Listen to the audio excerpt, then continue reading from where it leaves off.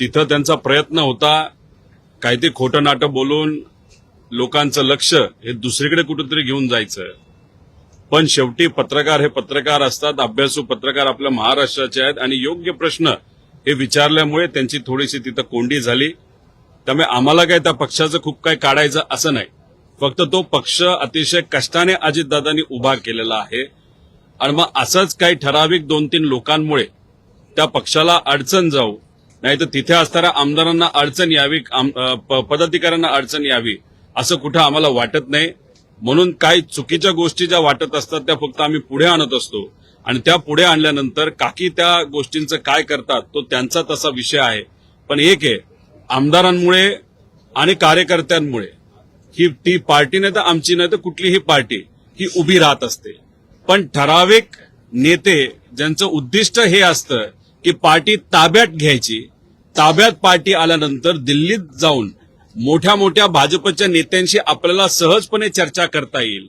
माझ्या हातात सगळे सूत्र आहेत, सगळे कागदपत्र माझ्या हातात आहे आणि माझ्या संविधानालय म्हणजे त्या पक्षाच्या संविधानालय मला सर्व अधिकार दिलेत.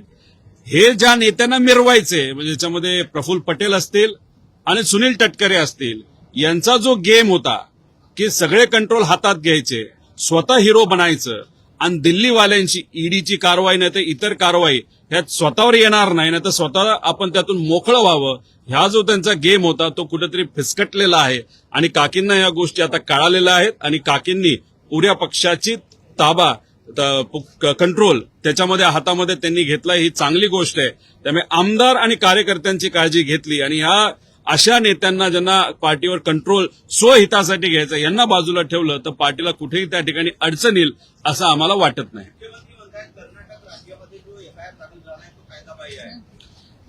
मुख्यमंत्री साहेब बोलत असताना त्यांनी त्या ठिकाणी त्यांचं वक्तव्य केलं, स्टेटमेंट दिली.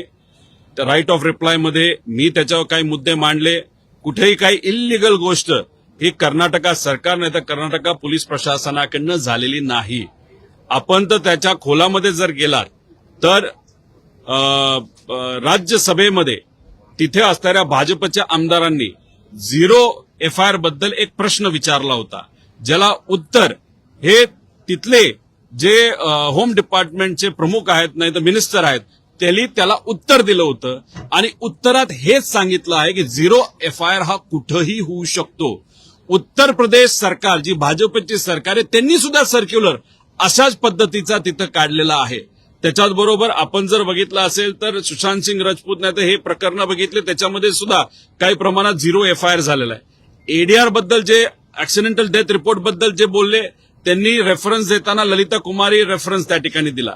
अमित कुमार हे जे काही दुसरं सुप्रीम कोर्टचं प्रकरण आहे त्याच्यात सुप्रीम कोर्टाने जी रुलिंग दिलंय त्याच्यामध्ये ADR जर झाला असेल तर आपल्याला FIR करता येतो. आणि पण सगळ्यात गोष्टीमध्ये महत्वाचं काय, मुख्यमंत्री साहेबांनी स्वीकारलं की जो कर्नाटकाकडनं FIR आलेला आहे त्याला आम्ही इन्व्हेस्टिगेशनचा भाग म्हणून आता स्वीकारत आहोत.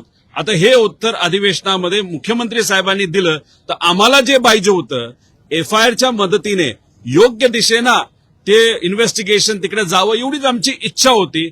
आणि मुख्यमंत्री साहेब जर बोलत असतील की आम्ही तो FIR स्वीकारणार आहोत आणि आमच्या इन्व्हेस्टिगेशनचा तो एक भाग बघणार आहे, त्यामुळे आम्हाला जे पाहिजे होतं आता झालेलं आहे. त्यामुळे त्या FIR मध्ये ज्या गोष्टी नमूद केलेल्या आहेत आणि मी जी डिटेल कंप्लेंट तिथं केलेली आहे त्याच्या अनुसारच इन्व्हेस्टिगेशन जर होणार असेल तर नक्कीच अजितदादांना न्याय देण्यासाठी मदत त्या ठिकाणी होईल.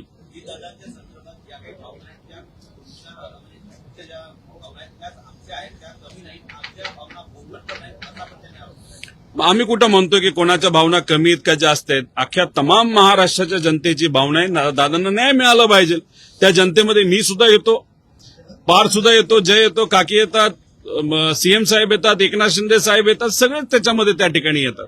त्यामुळे आम्ही सर्वजण नागरिक आहोत. आमच्या सगळ्यांची इच्छा आहे की दादांना न्याय मिळाला पाहिजे. त्यामुळे वेगळं तिथं काय होतं असं काय नाही. शेवटी आम्ही सर्वजण भावनिक आहोत. योग्य दिशेने तपास जावा एवढीच आमची इच्छा होती. FIR स्वीकारल्यामुळे नक्कीच तो ते जे तपास आहे, इन्व्हेस्टिगेशन आहे ते राईट डिरेक्शनला जाईल असं तरी आज आम्हाला वाटतंय. CBI बद्दल सुद्धा बोलत असताना त्यांनी सांगितलं होतं की आम्ही एका रिपोर्टची वाट बघू, पण AIBच्या रिपोर्टची तुम्ही वाट बघणार असाल तर 2-3 वर्ष काहीच होणार नाही. त्यामुळे तोही मुद्दा जेव्हा मी मांडला तेही त्यांनी स्वीकारला आणि स्वतः त्यांनी सांगितलं की मी जेव्हा दिल्लीत अमित शहा साहेबांना भेटेल तेव्हा हा मुद्दा घेऊन सीबीआयकडनं सुद्धा तपास लवकर कसा सुरू होईल याची दक्षता आम्ही घेऊ असं त्यांनी सांगितलं. आता पुढच्या काही दिवसांमध्ये काय केलं जातं आणि काय होते हे आपल्याला बघावं लागेल. असं देखील म्हणतायत की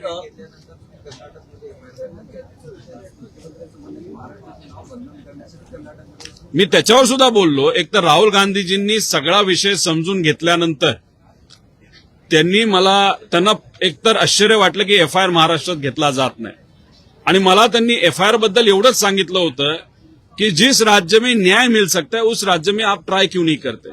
त्यांनी कर्नाटकाचं नाव नाही घेतलं, त्यांनी तेलंगणाचं नाव नाही घेतलं, तर दुसऱ्या कुठल्याच राज्याचं नाव त्या ठिकाणी घेतलं नाही.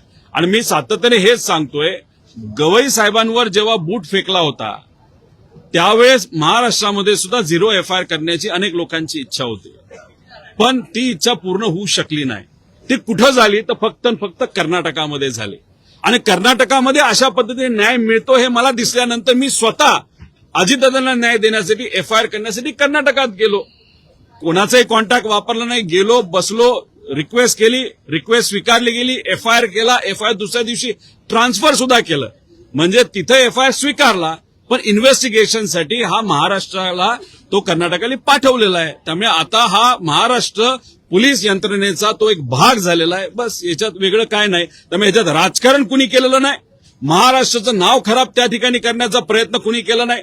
आणि महाराष्ट्राचं नाव खराब हे काय कर्नाटकामुळे झाला असं नाही, महाराष्ट्रातच एफआयआर अजितदादांच्या बाबतीत घेतला नाही याच्यामुळे जेवढं नाव खराब झालंय तेवढं दुसऱ्या कुठल्या विषयामुळे झालेलं नाही असं मला वाटतं. पण याच्यात चर्चा करून डिस्कशन करून न्याय मिळावं, यात राजकारण येऊ नये एवढी आमच्या सगळ्यांची इच्छा आहे. सुनील तटकरे असं म्हणतायत तुम्हाला त्यांनी टार्गेट केलंय, वहिनी अध्यक्ष झाल्यापासून काही डोमकावळे डोकावत आहेत. दादांच्या जिंकण्या दिवशीच या लोकांनी विलीनीकरणाच्या गोष्टी काढल्या होत्या. महाविकास आघाडीचं जेव्हा स्नेहबोधन झालं तेव्हा हे महाभाग गेले देखील नाहीत. यांनी काय सांगावं, हे मला टार्गेट करतायत. काय काय काय परत महाविकास आघाडी जेव्हा स्नेहभोजन होतं तेव्हा हे महाभाग गेलेले नाहीये.